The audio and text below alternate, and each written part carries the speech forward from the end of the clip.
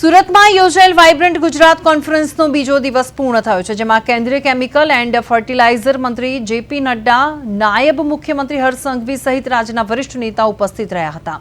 2 દિવસ સુધી ચાલેલી આ કોન્ફરન્સ દરમિયાન કુલ 2792 MOU પર હસ્તાક્ષર થયા છે, જેમાં દક્ષિણ ગુજરાત માટે 3,53,000 કરોડ રૂપિયાના રોકાણના કરારો નોંધાયા છે। આ પ્રોજેક્ટ દ્વારા આગામી 3 વર્ષમાં અંદાજે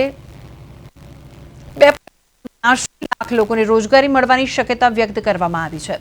કોન્ફરન્સમાં રવાંડા, યુક્રેન, જાપાન, સિંગાપોર સહિતના દેશોના પ્રતિનિધિઓએ ભાગ લઈને ગુજરાતને વૈશ્વિક રોકાણ કેન્દ્ર તરીકે વધુ મજબૂત બનાવ્યું છે।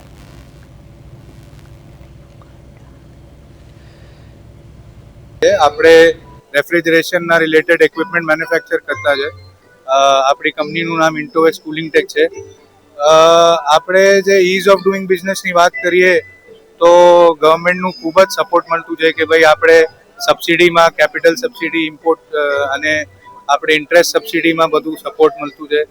પછી આપણે જે લોન લેવા જઈએ તો ગવર્મેન્ટમાંથી એટલે બેંકનું સપોર્ટ મળતું છે કે ભાઈ લોન ઇઝી રીતે આપણે લો ઇન્ટરેસ્ટ રેટ્સ પર મળતું છે।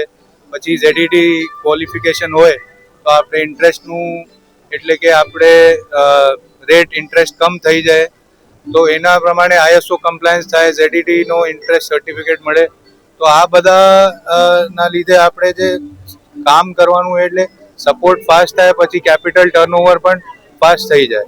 તો એવી રીતના આપણે ઇઝ ઓફ ડુઈંગ બિઝનેસમાં ગુજરાત ગવર્મેન્ટનો બહુ સપોર્ટ થાય છે।